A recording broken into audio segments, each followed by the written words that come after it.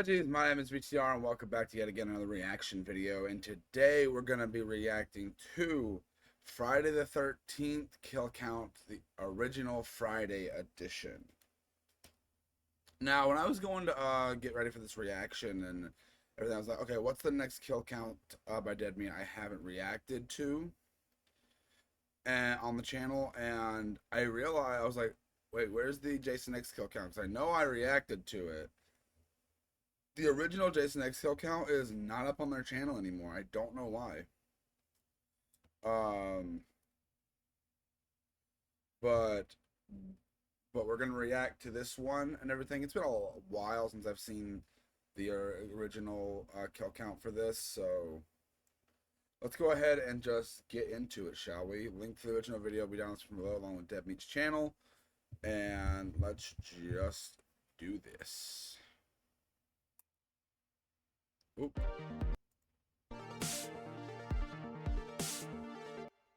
Welcome to the Kill Count, where we tally up the victims in all our favorite horror movies. I'm James A. Janice, and today we're looking at Freddy vs. Jason, which could be considered both the 8th Nightmare on Elm Street film and the 11th Friday the 13th. The film was released in 2003 after spending over a decade in development hell, and a full decade after Freddy pulled Jason's mask into hell. I have to admit, it's a little weird going over this without having rewatched the Elm Street series recently, but I'm not rushing to watch those 7 films after getting through all these Friday films, so fuck it, we're doing it now. This film is really a mixed bag for me. The whole thing has an air of superficiality to it, compounded by the shallow characters and everyone's fake breasts. Plus, director Ronnie Yu is a big fan of that choppy, slow motion effect, and making everyone fly through the air when they're hit by something. Two things that really annoy me. But on the other hand, it does deliver on the matchup of the century, giving us plenty of screen time with Freddy and Jason beating the shit out of each other. And you've got to understand just how big this movie was for the horror community. I mean, this coupling is something that horror fans have ached for since the 80s. The studios literally went through a dozen writers and over a dozen screenplays trying to figure out the best way to pit Jason and Freddy against each other. And to this movie's credit, the premise they settled on is actually a pretty good one. The kids in Springwood don't know about Freddy anymore, so he can't affect their dreams, leaving him powerless. Being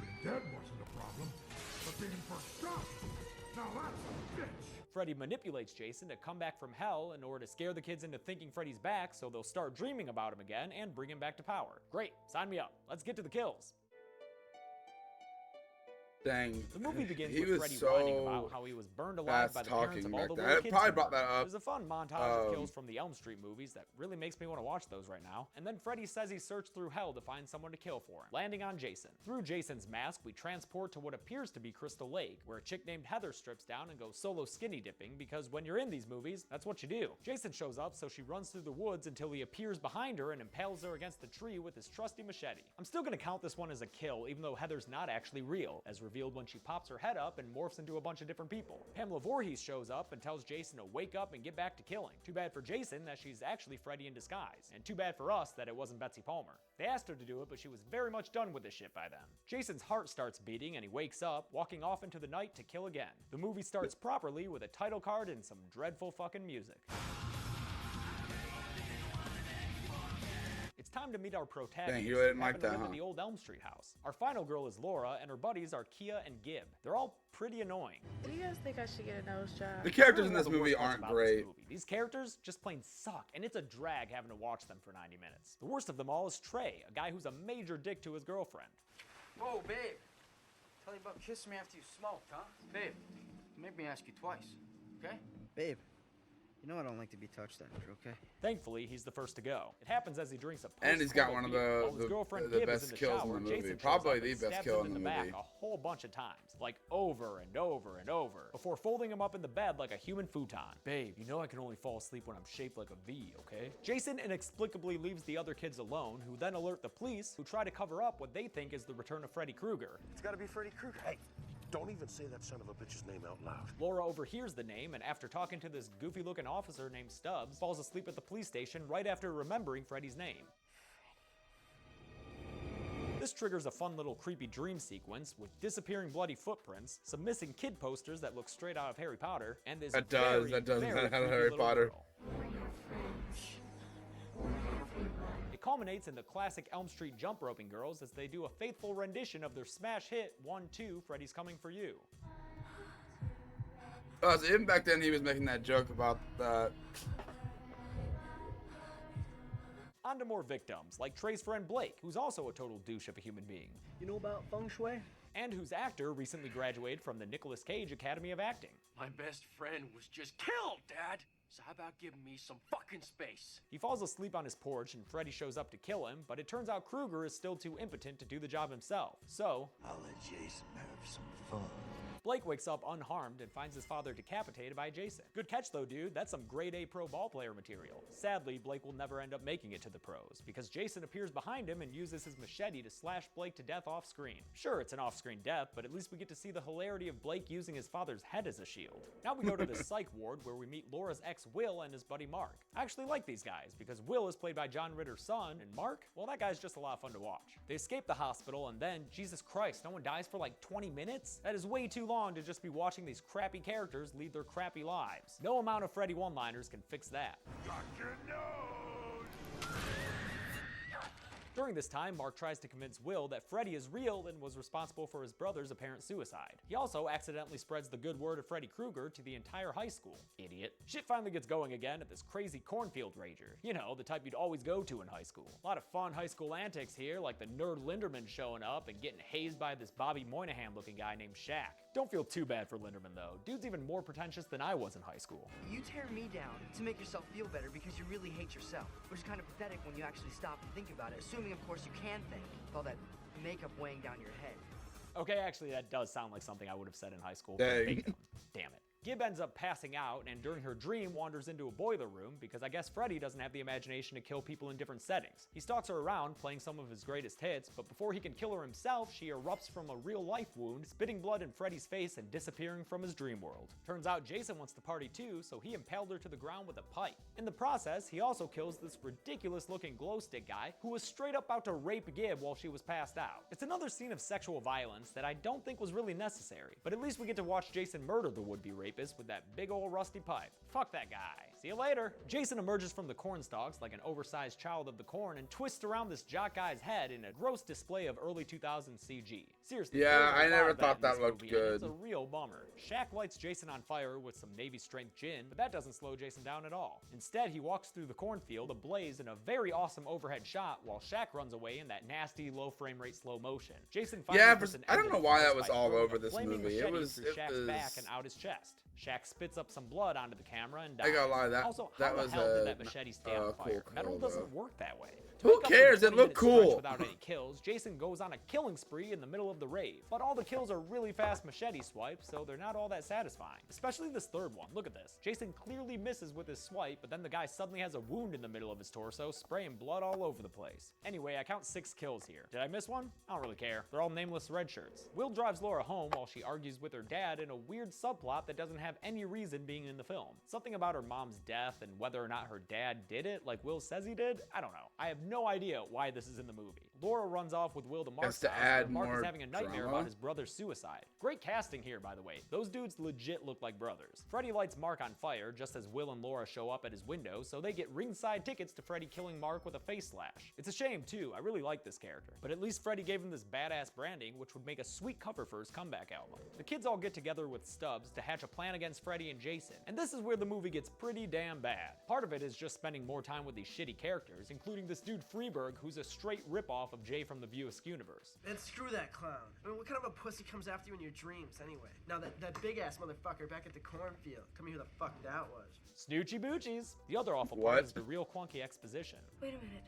Freddy died by fire, Jason by water. How can we use that? We should concentrate on Jason first. But I thought we decided that Freddy was the one pulling the string. Shouldn't we go after him first? Laura nods off and Freddy attacks her, and when the gang wakes her up, they discover she can pull stuff from the dream world into the real world, like Freddy's ear. They finally settle on a plan to go get dream suppressant medication from the psych ward. They break in, and the only security guard there ends up not being a problem, because Jason's knocking at the door and ends up flattening the security guard off screen for our 16th kill of the movie. movie. The CG blood was looked that terrible, a but it was Dear probably Evan way Hansen cheaper, and reference that's you also made? probably why it's all over this movie. You know what's also CG and terrible? This fucking caterpillar thing that shows up and tokes down with Freeburg. Look, I'm down like Alice when it comes to getting high with bugs, but Freeburg fucks up and falls asleep, having a terrible nightmare before getting possessed by Toki the caterpillar. Then he spills all the drugs down the sink like a total narc. Not cool, bro. Jason shows up and smashes this electrical panel thing with his machete, enabling him to grab onto Stubbs and electrocute him in turn. He ends the kill with a classic Jason maneuver, taking out the power of the building at the same time. Then the Freddy-possessed Freeburg tries to stop Jason with a bunch of I don't think you got the tranquilizers. power, He because the gets him power in, is but then still Jason cuts on. Freeburg in half with his machete. I mean, in the end, it did knock Jason out, so I guess the plan was a success from Freddy's point of view, just not from Freeburg's, because, you know, he's laying there cut in half.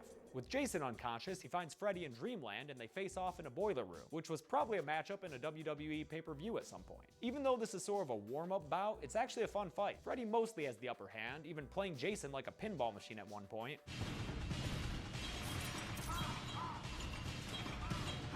But it ends in a very bizarre fashion, with Freddy figuring out that Jason is afraid of water, which makes total fucking sense considering all the fucking times Jason has handled water just fucking fine in this series. Yeah, Damn, that is one of the dumbest one things. fuck about continuity. Then Jason turns back into a weird little naked boy and Freddy jams his finger knife in his brain, causing us to go a level deeper like this is Inception or some shit. I don't know what's going on at this point, guys. I'm sorry. All I know is that the kids are driving Jason's body to Crystal Lake, which is in New Jersey, 8 hours away from Springwood, Ohio. Whatever though, just roll with it. They put Laura under so she can find Freddy, grab him, and bring him out to the real world. She visits a weird fucking dream world, guys, where Jason is still a kid getting teased by other campers, and Freddy fucks a dead chick. Like, really? What?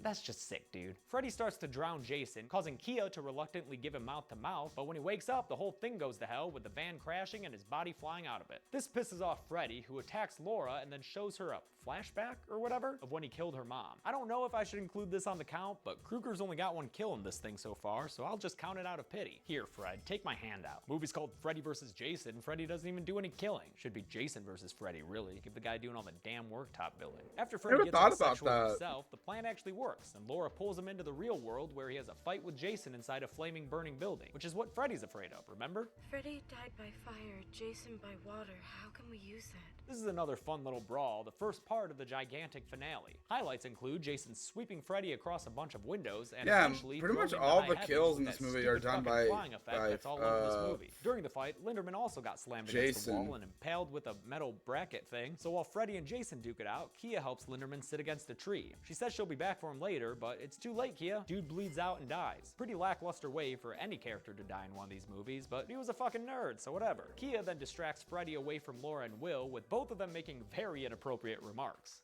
Dark.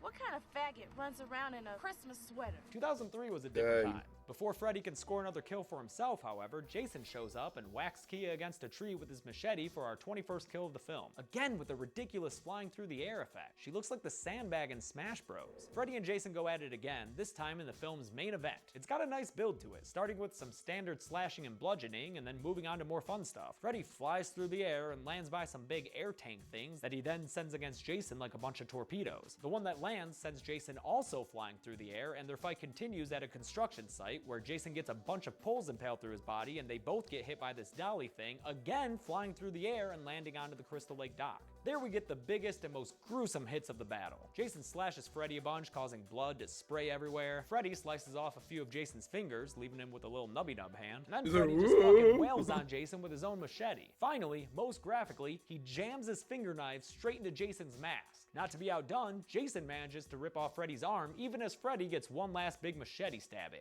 It's obscenely bloody, brutal stuff, and it's a lot of fun to watch. As is Laura, running like the bustiest Olympic torch carrier you've ever seen, when she comes to light the whole thing on fire. The fire hits a propane tank, and you know what happens next. Jason and Freddy fly through the air. But at least that stunt is actually real and looks good because of it. In fact, the stunt guys were nominated for an award for that, so good on them. Laura and Will think it's all over, meaning this is obviously their first horror film, because out of the lake, ready to do just a bit more killing with that machete, comes Freddy! Haha, you think it's Jason, but it's Freddy. That's fun. He goes to kill them with a machete, but Jason comes from behind and impales Freddy through the back with his own finger knives. Very cool, Jason. Way to understand dramatic irony. And Jason sticks the landing. Laura picks up the machete, and after throwing Freddy's shitty one-liner back into his face, Welcome to my world, bitch!